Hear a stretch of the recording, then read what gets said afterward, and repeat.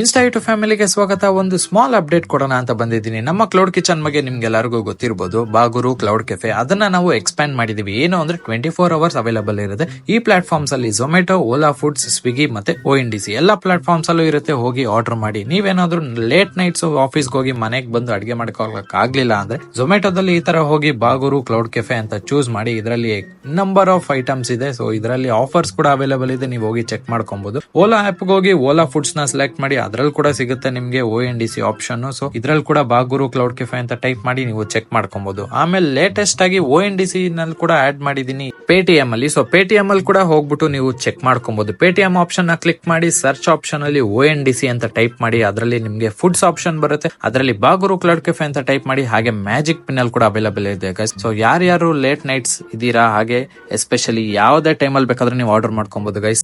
ಆದಷ್ಟು ಶೇರ್ ಮಾಡಿ, ಲೈಕ್ ಮಾಡಿ, ಹಾಗೆ ಆರ್ಡರ್ ಮಾಡಿ ಗೈಸ್. Thank you.